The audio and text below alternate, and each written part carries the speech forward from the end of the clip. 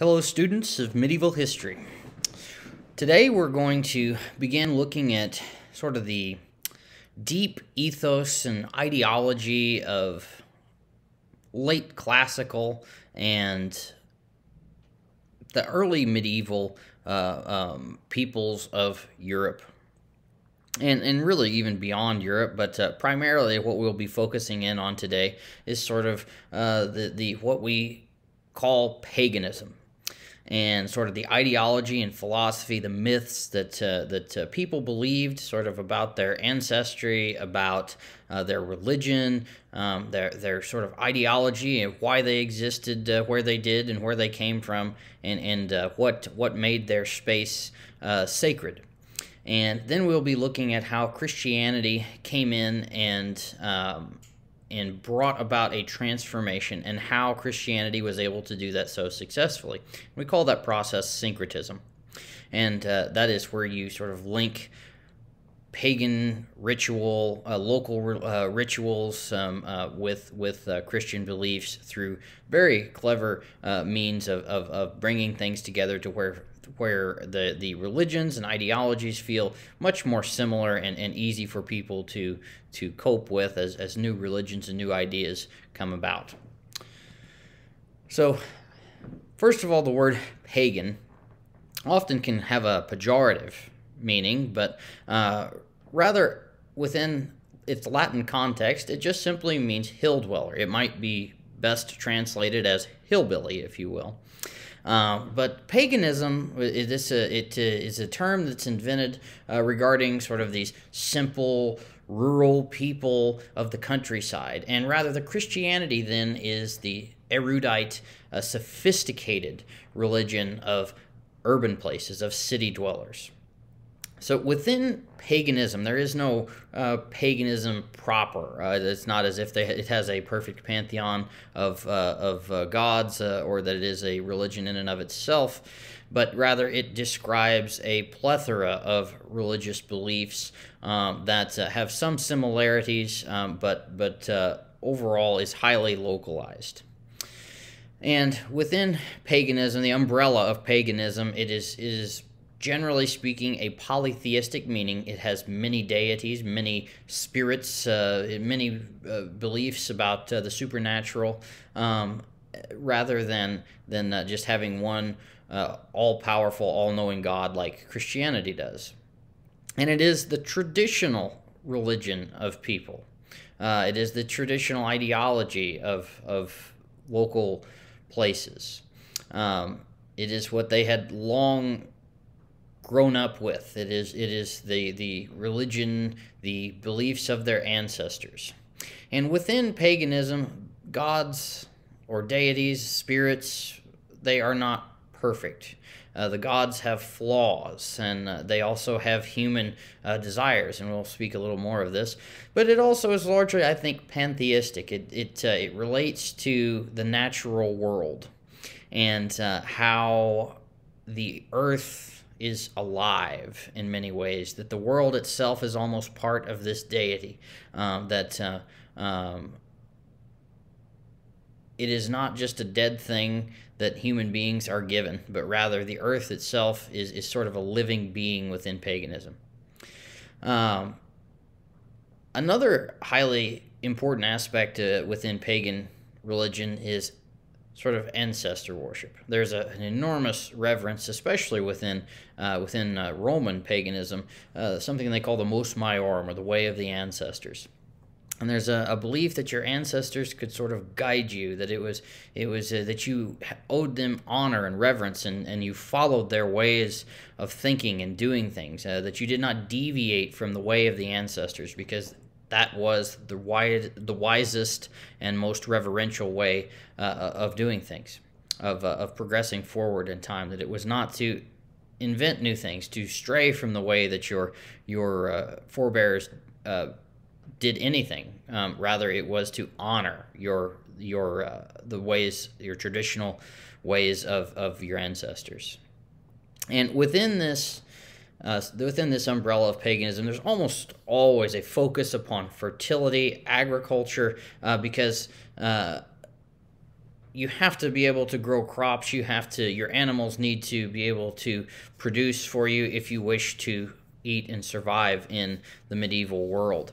So there's always an emphasis upon the divine helping people to get good agricultural production and the processes thereof.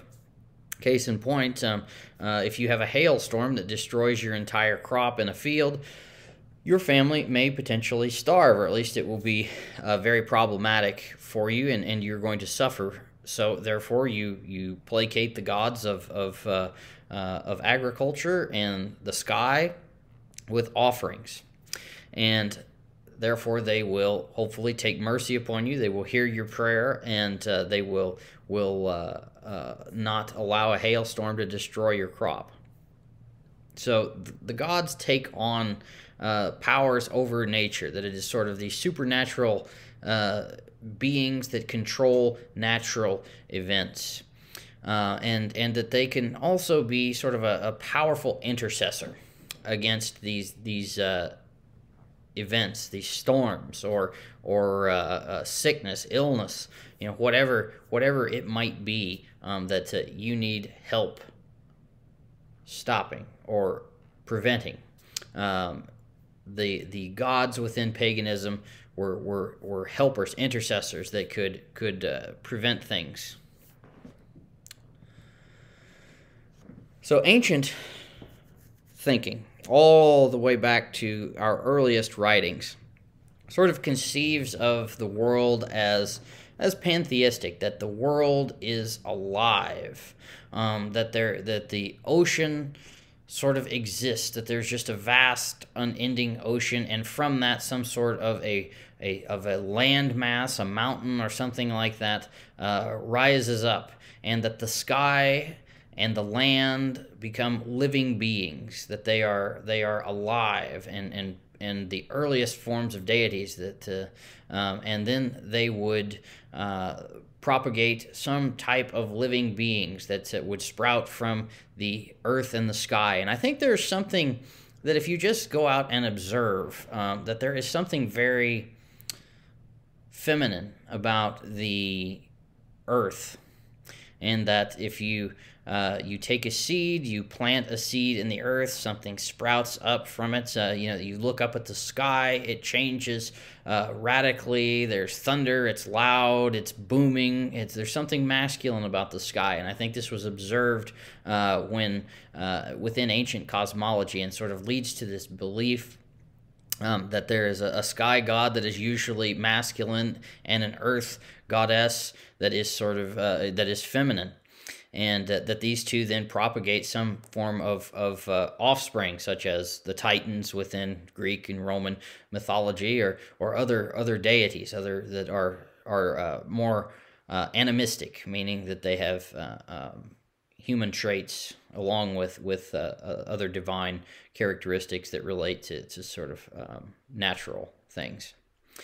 But usually within this cosmology, this thinking, that one of the sired children of the chaos one of the sired children from the god of sky and goddess of earth will tame chaos, will bring order to primeval anarchy. And this is how the pantheon of gods is really created, is from this sort of bringing order to chaos. And I think there's something also within human psychology that wants this, that needs order from chaos. And sort of this early religious thought tries to bring the natural elements to heal through a careful creation of a pantheon of gods that can tame chaos and bring order to this, that then people can placate, can give offerings to, and help to bring order to the sometimes chaotic world. So we often refer to these things as mythology. Pagan myth, or Greek myth, Roman myth. So what is this fancy word mythology that we use? And I think at its heart, it really is, it just simply means to to tell tales that have meaning. And one of the greatest scholars, modern scholars of myth and explaining what the power of myth is Joseph Campbell. I would encourage you to look into some of his writings if you're interested in mythology and paganism. Also, James Frazier's The Golden Bough is a great book that deals with myth. Very long, but it's very good. But at its heart, mythology means to sort of talk, to pass down stories by mouth, mythos. And logos means reason or rationality. So it means to pass down reason through stories, to pass down, to make sense of the world through telling stories. And there's many different kinds of myth, and I'm just going to briefly explain a few here.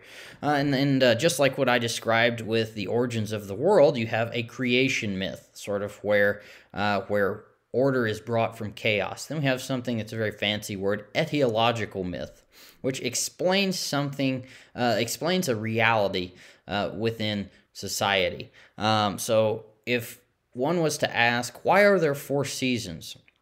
Well, the ancients might have said, well, that's because of the god Hades. He went up and he stole the daughter, Persephone, of the agricultural nature goddess Demeter. And when he stole Persephone, it set off a chain of events that finally the god Jupiter or Zeus has to rule on who gets Persephone. Does she go back to her mother, or does she stay with her husband Hades down in the underworld? And so it was decided that Persephone would remain in the underworld for 4 months out of the year. Or for 6 months out of the year. So when the winter is about, that is when Persephone is in the underworld with Hades. And Demeter, the goddess of agriculture and nature, is very sad, and she takes fertility from the land. So winter, nothing grows. The cold comes and things shrivel up and die. Then Demeter is getting excited that her daughter will return, so in the spring she begins to ease up on her sadness and therefore allows fertility to return to the land. And in the summertime, when the crops grow and everything is beautiful and warm, Persephone is home with her mother. But in the fall, the autumn, Demeter is getting sad that she is going to lose her daughter again for 6 months. So therefore, the land begins the process of withering. So this is a very creative and colorful story in how why the 4 seasons exist. Before we have cosmology and astronomy and the ability to observe and understand the natural processes of the truth in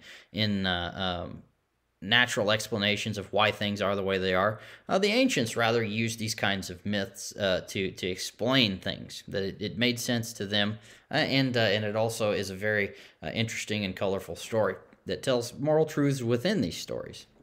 And the next myth, as I mentioned, is a moral truth story. This teaches you how to behave. It teaches you how to be nice and not to have pride, how to treat strangers as they come to your house. And these are very important because they communicate very profound truths. It teaches you not to have excessive pride. For instance, when in the story of the Iliad, Odysseus, the hero of the story, outwits his captor of a cave, Polyphemus the Cyclops. And he flees the cave, he gets out, he outwits the Cyclops, he blinds the Cyclops, which is a monster that only has one eye. And that is all fine. But then he hops back on his ship, and he jeers at the blind monster, and he says, you have lost to me, and he casts out a bunch of very not nice things, and he tells the Cyclops who he is. Finally, he gives his name and his address and all these things just to show, I have outwitted you, and now you know who outwitted you. And unluckily for Odysseus, the Cyclops is a son of the sea god Poseidon. And so the Cyclops goes down and prays to his father that this person who now he knows who is and where he's going and things like that, that he would be cursed. And so this costs Odysseus another 10 years at sea before he finally gets it home. And many, many perilous, terrible things happen to him along the way. Odysseus had hubris, excessive pride, and this was something that you could not have in the ancient world, or at least they taught you not to have. And they communicate this through these stories, that you would think twice before you behaved badly. And finally, every place needs it needs to be significant. So we have hero myths, that every local area, that some great hero, that Hercules or Odysseus or Achilles, that one of these great ancient heroes founded, or a particular god founded it. The Oracle of Delphi, for instance, it was sort of believed that this is where Apollo had set up shop, and where they would have that they could commune with the god Apollo. That everywhere had sort of a famous founder. And this gave significance to a particular region, generated money, but it also it gave this region a sort of a deity that looked over them specifically. It helped in this process of who do you pray to? Well, we pray to our founder Apollo. So I've been discussing myth and religion but why do societies develop religion? Why do we have these ideas that we see in all of human culture? Well, scholarship. This is not to take away from the devout believer who generally believes these stories to be true. That is not the question we are asking here about truth, but we are simply seeking to explain within history why has this phenomena existed.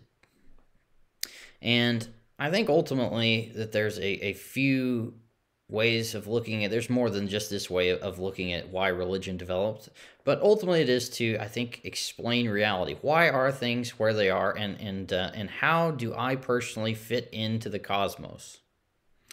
Why do bad things happen? Why do storms happen? Why are there 4 seasons?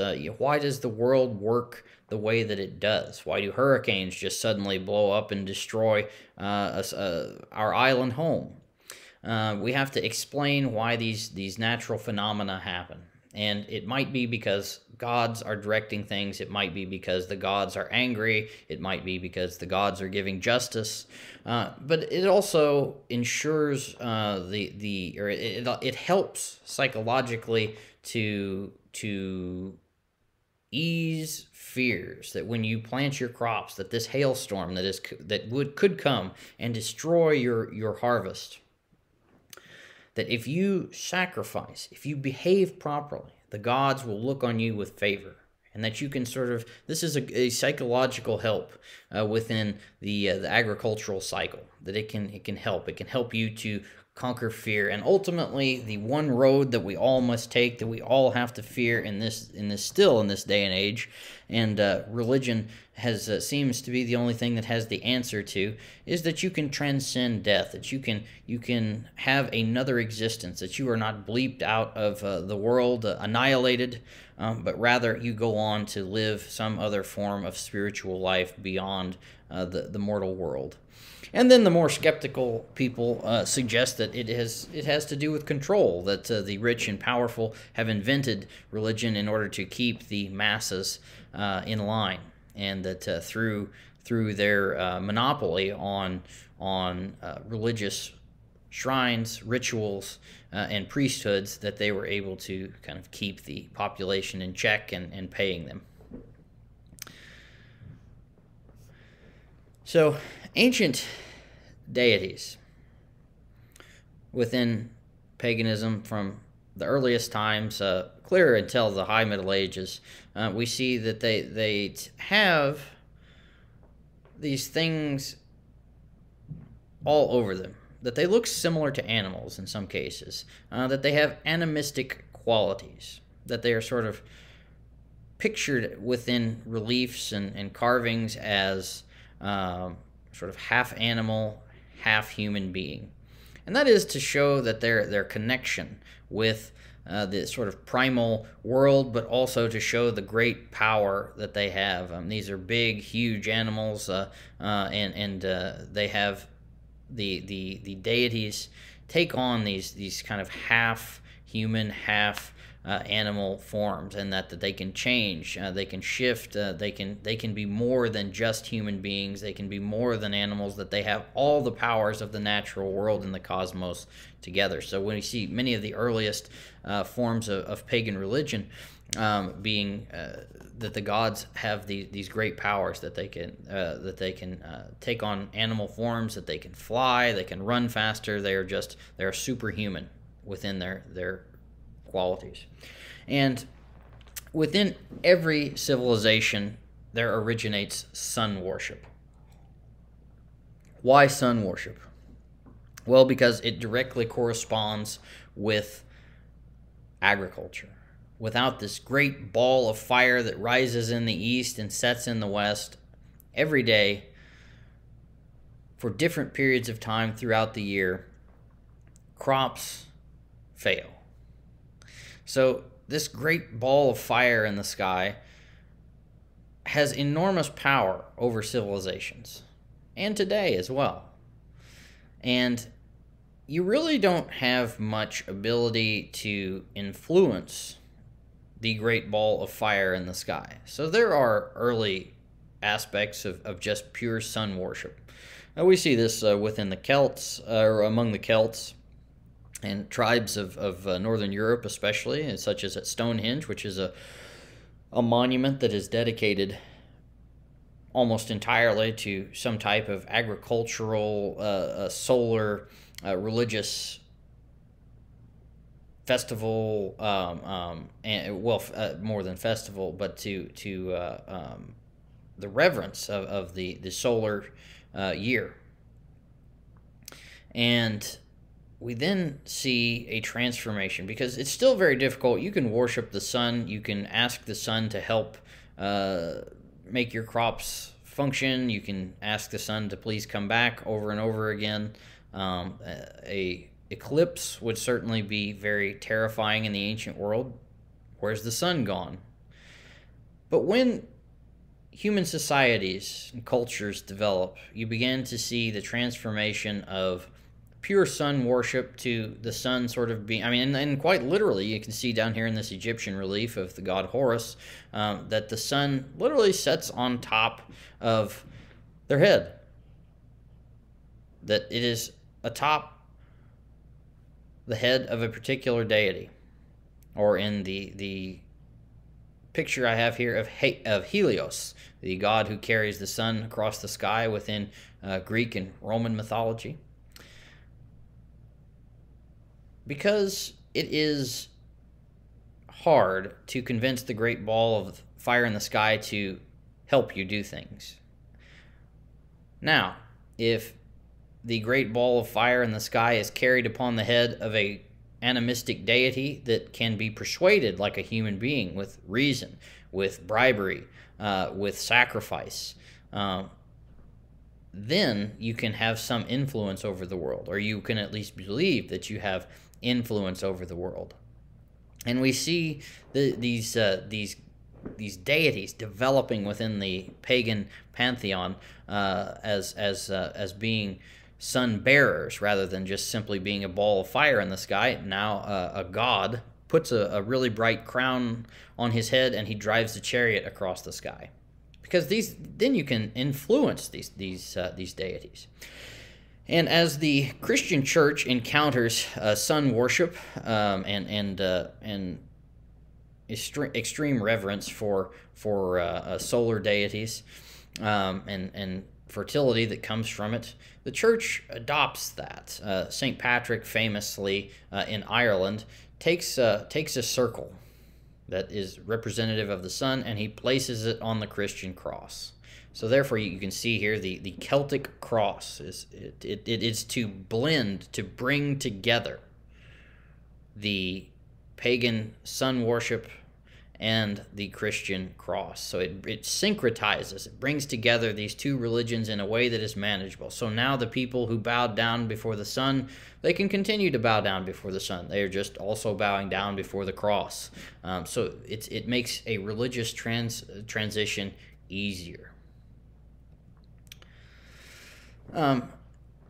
We also see within pagan religion an enormous focus on fertility. You can see the statues with their enormously exaggerated elements of fertility within them. This statue of Artemis here, it shows many breasts filled. It looks with milk. And why is this? Why is there such a focus on fertility within the ancient world? Well, it's because that's how people survived. You had to have very large families. The mortality rate among children was 50%, or even higher in some cases. So you needed to have very large families in order to work on farms, because 99% of all human beings that lived on Earth were involved directly in agriculture.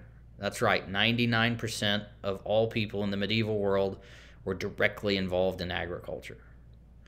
So fertility and the production of food and husbandry, livestock, was essential. And it is also highly important that human beings are fertile, because, as I say, you have to have large families to work the fields in order to produce enough food to survive, and to maybe possibly you would get ahead just a little bit in life. So we see a really an intense focus upon fertility within localized religious cults all over. Now, how do the gods work?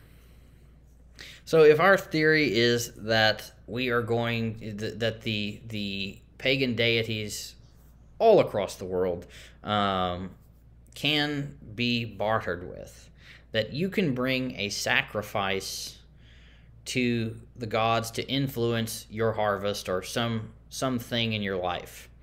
So you bring a prized lamb and you put it before this god's altar and you sacrifice it, and you give this animal over to the god as a great sacrifice that you have made, in order that this sacrifice would help all the rest of your life be good, that you would have benefit from this sacrifice. The god would bless you, or the goddess. And there's a Latin phrase that is do ut des. I give as you give. So if you have sacrificed your lamb to the god Hermes to ensure a good harvest, I don't know why you would sacrifice a lamb to Hermes, but if you did, and then your harvest 3 days later is destroyed by a massive hailstorm, well, you would then not continue to sacrifice to Hermes. You would be done with Hermes. Hermes did not help you, so you will no longer pay any mind to the god Hermes. I give as you give. So within monotheistic religions, especially within Christianity, if bad things happen to you, it doesn't matter. Because God is all-powerful, all-knowing, and all-loving. And there's a reason for whatever bad happened within God's plan, and God is still worthy of your worship. And still, you must do this. However, within paganism, this is not the case. If the god that you sacrificed to did not help you, then you will no longer pay any reverence to this god. Or you might pay reverence, but you will not be sacrificing to them anymore. You will not give because they did not give.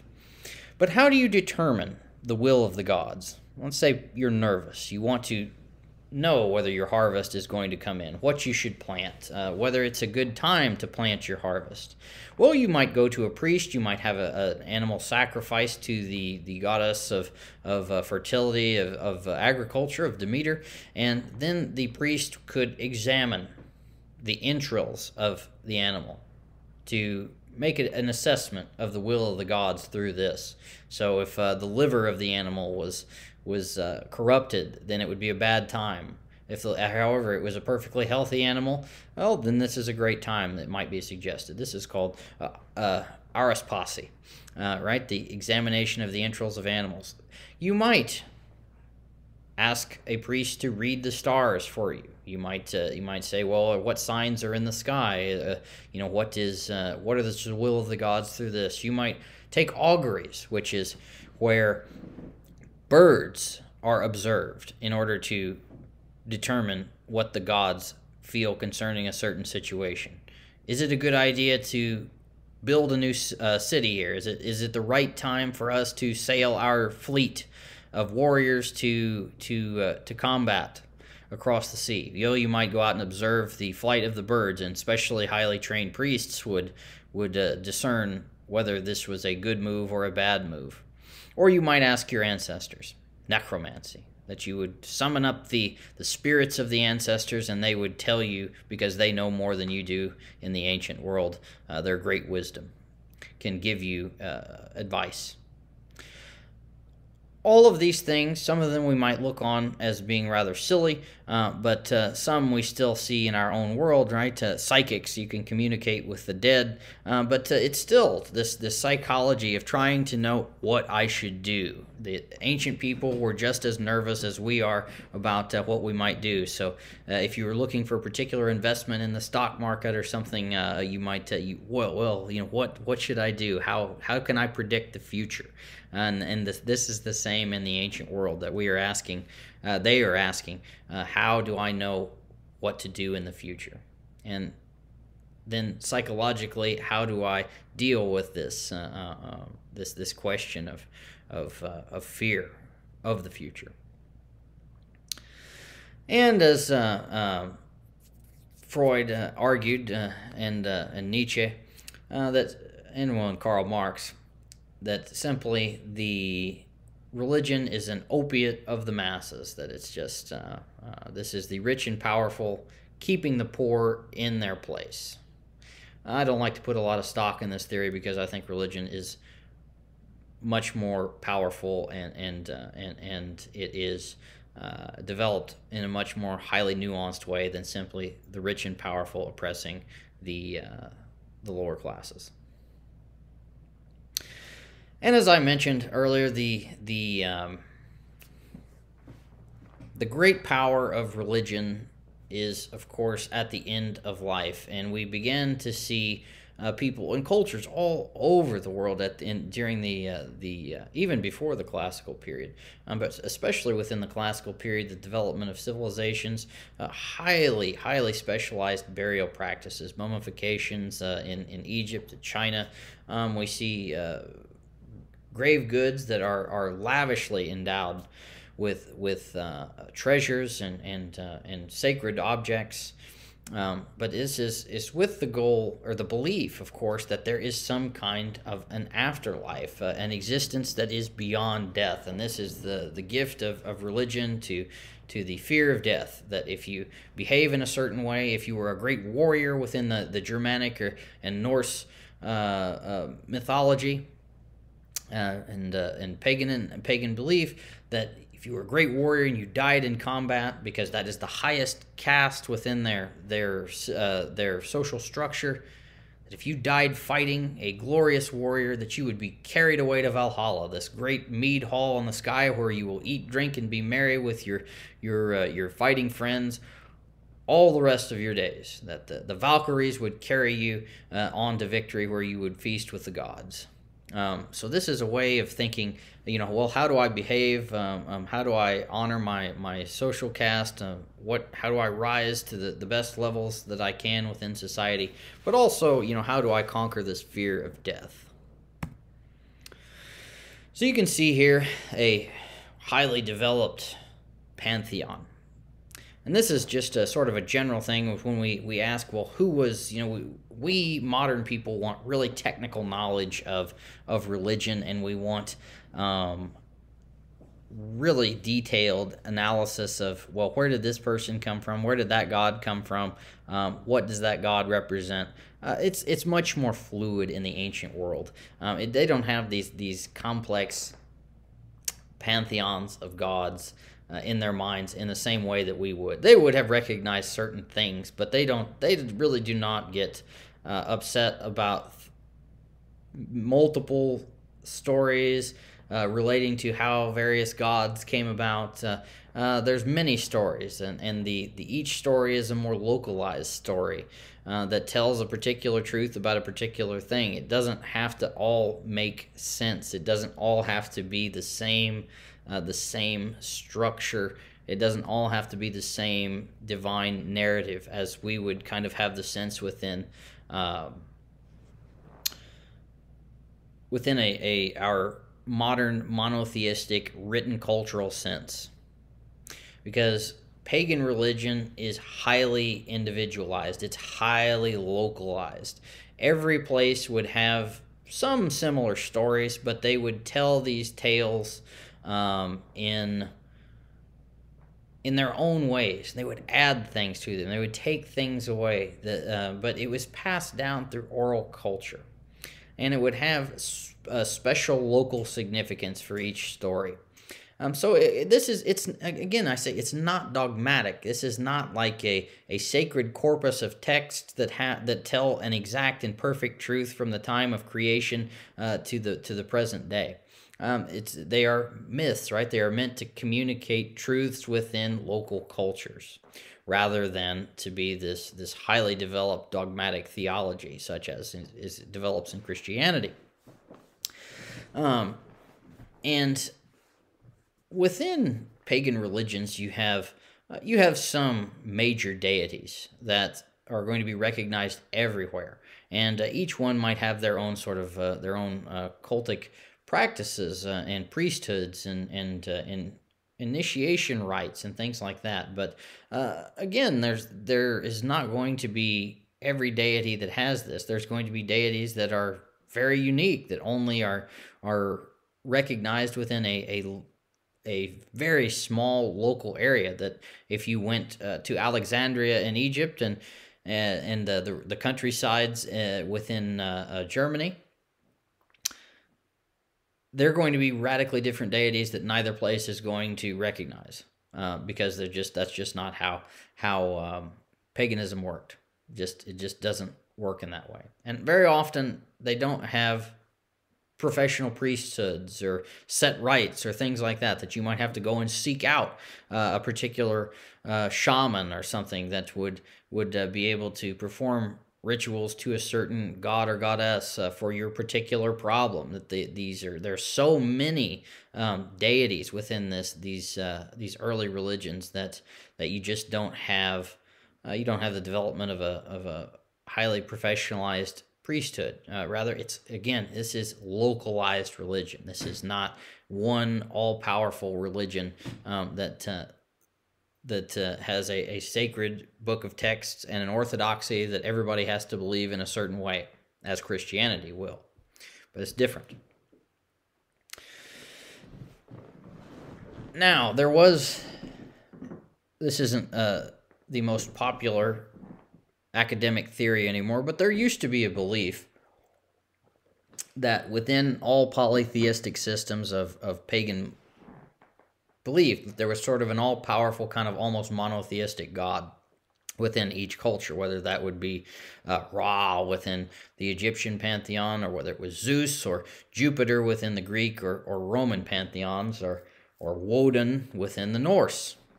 But there's sort of this all-powerful ruler that sort of has more power than all the other gods, and it can sort of make sense of all these other minor deities. And that in reality, these were all just really monotheistic religions dedicated to one supreme god.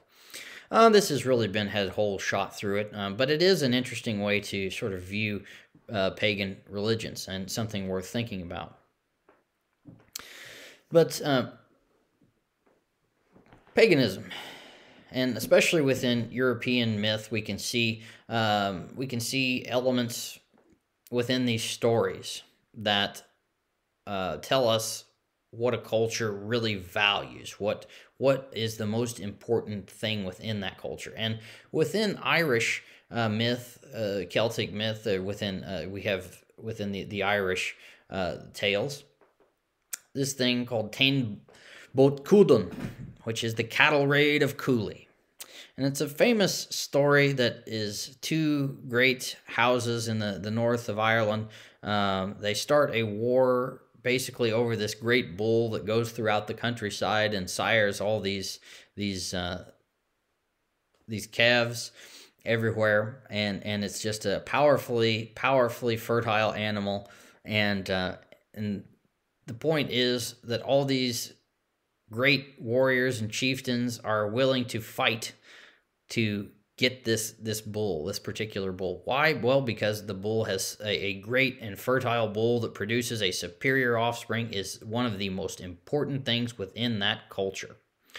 That is how they made their livings. That is how they gained wealth. It denoted social prestige. So this is communicated to us through their myths, which tell us the highest truths about their society.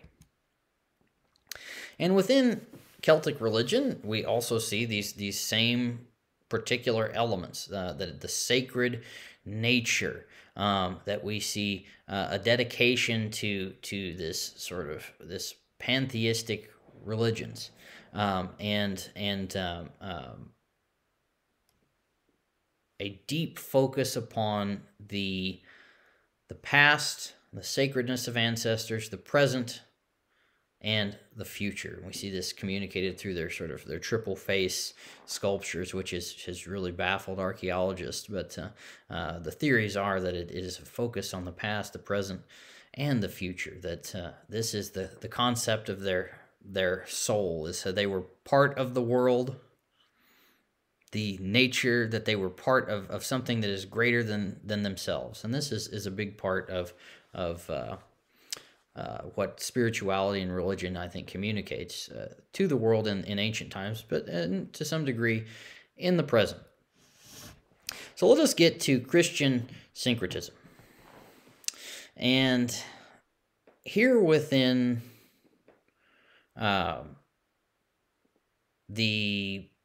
2nd, 3rd centuries, there begins to be a push toward evangelizing the entirety of the known world by Christianity, and especially within Europe, that there's a push to move Christianity from its urban heartlands to places beyond that. So the easiest way for Christian missionaries to do this was to adopt pagan customs within the practice of Christianity.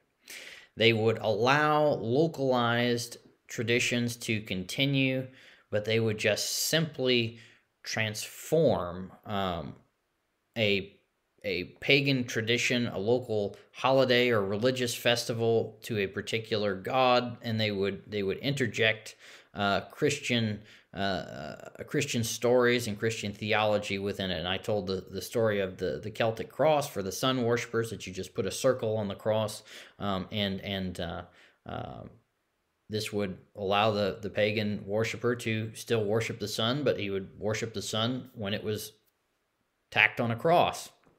So this, over time, allows for Christianity to become dominant. We call this syncretism, right? You're bringing together both pagan and Christian symbols into one, making a blend of the religion much easier, but ultimately with the dominant effect, or with the effect of creating Christianity as the dominant orthodoxy within the society. And ultimately, it is to look pagan but feel Christian, I think is a good terminology of this. Well,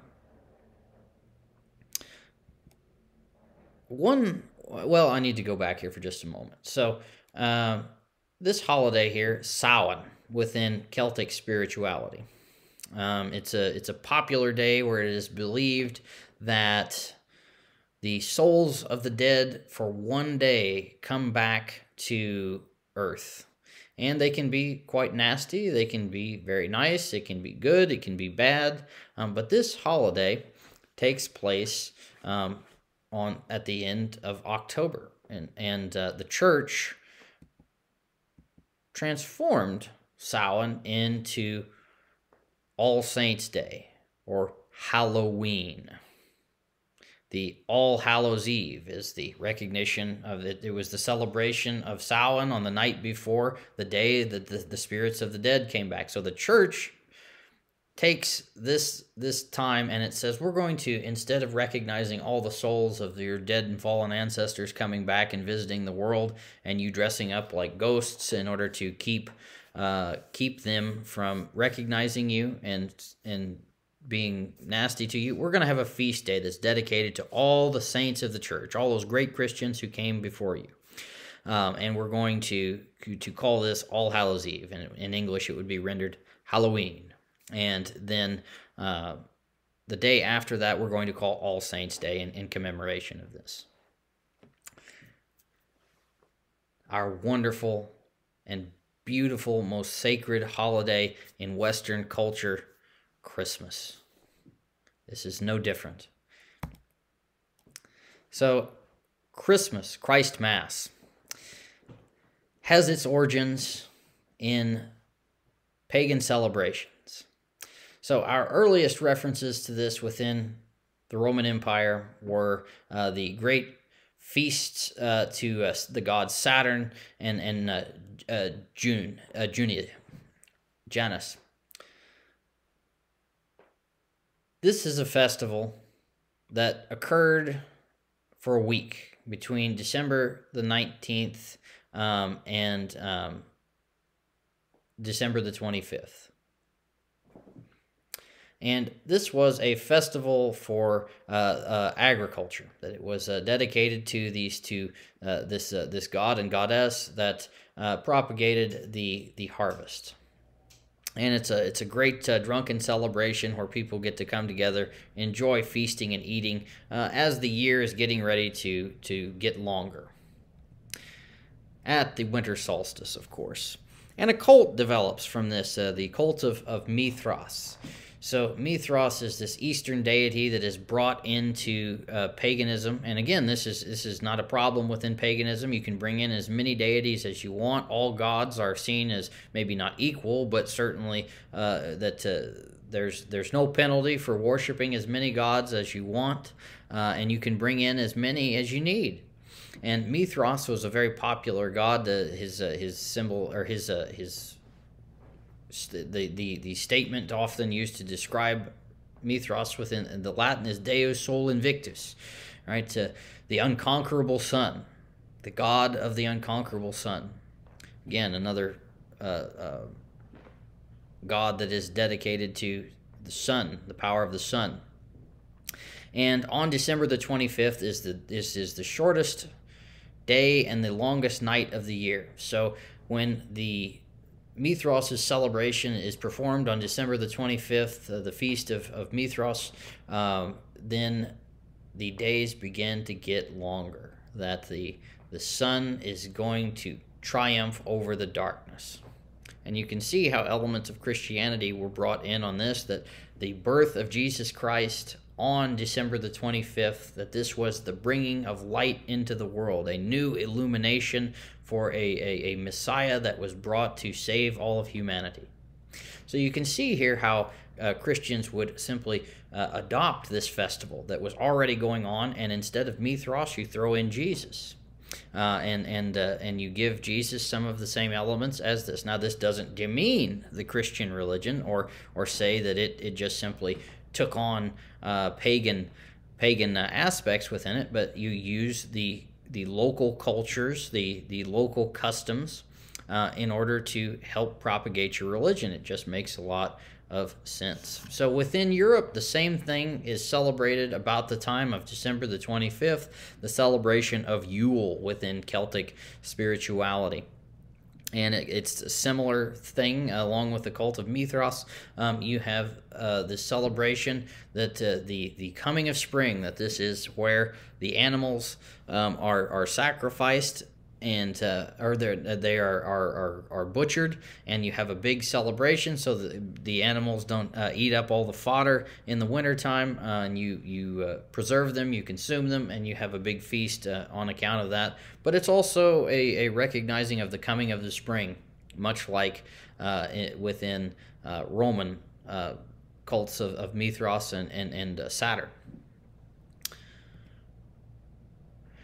So the first time we see Christmas celebrated within medieval Europe is it's really only made official about 350 years, of course, after Jesus. Right? We see the first feast of the Nativity ever in 354, and they made a change of the dating of Jesus's birthday to December the 25th at this time, right? To be syncretized with pagan culture. It just helps when you're integrating customs to sort of create this mantra that it all makes sense to local people.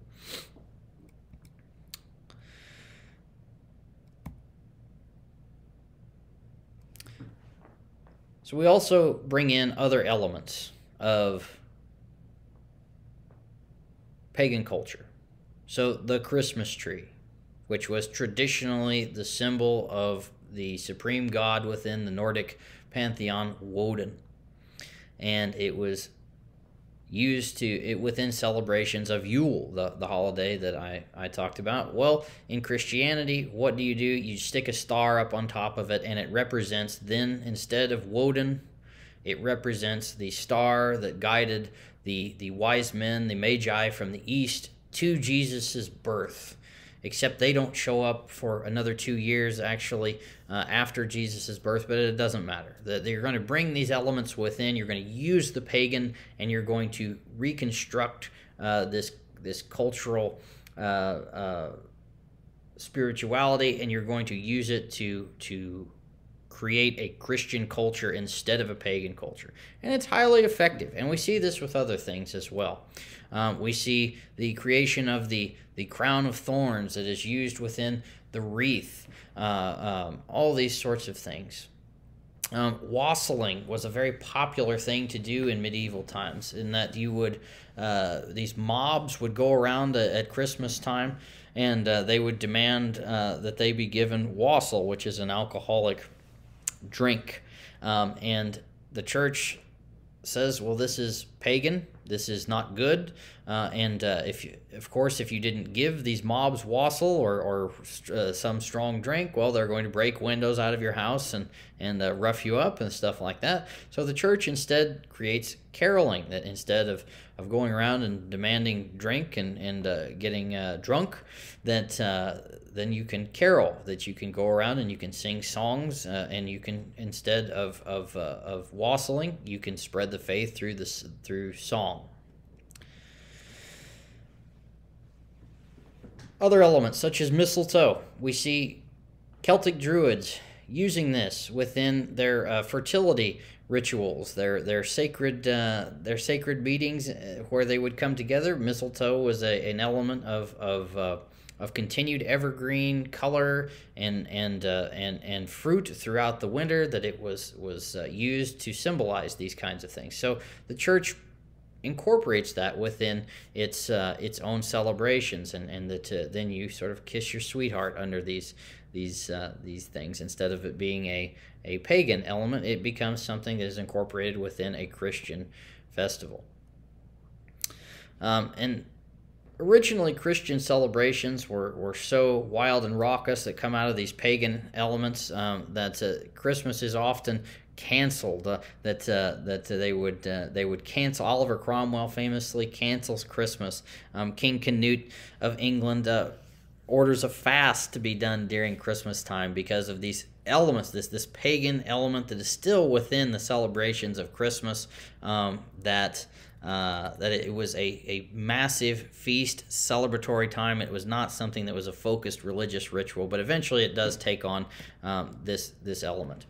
And this success of the pagan world of syncretizing its original cultural ethos of pagan religion that had developed since the earliest times into a doctrinal orthodoxy that was sort of a universal practice. The church was pretty successful in doing this, that they were able to take these massive widespread cultural beliefs and practices, and they were able to incorporate them within this universal Christian liturgical calendar, and that all of these religious beliefs were syncretized, and they were able to basically within 3 or 4 generations of a really dedicated evangelization effort to make Europe and the Mediterranean world, everywhere that was pagan in the year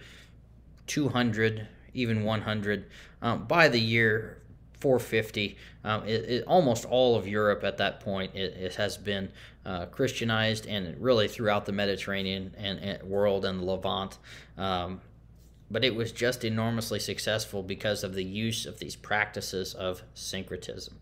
But even within bringing a Christian orthodoxy, yet there are vestiges of these traditional religions and cultures and stories remained in localized places for centuries afterwards. And we even see the discovery of this, hundreds and hundreds of years later, that there are still elements of paganism that undergird Christian beliefs. Most famously, the scholar Carlo Ginzburg, in his famous Cheese and the Worms and his later writings, tells us the story of these sort of pagan beliefs that remained as late as the 1400s in northern Italy, that a group of peasant women believed that they would in spirit form go out and they would fight demons, and they would go with the goddess Diana, that she would show up and she would guide them, and they would fight demons in the fields who were trying to destroy the crops. But they were fighting on behalf of Christ. So you can see this just curious, strange cocktail of beliefs and things that have passed all the way for 1,000 years, within oral cultures. It's very powerful. And that Christianity did not entirely conquer paganism, but vestiges of paganism remained within that mental universe and local cultures. So thanks for watching, and I hope you have come to appreciate the syncretism that is within the ideology and ethos of paganism and Christianity that developed over the course of 1,000 years, really. So again, thanks for watching. Stay healthy, wealthy, and wise until next time.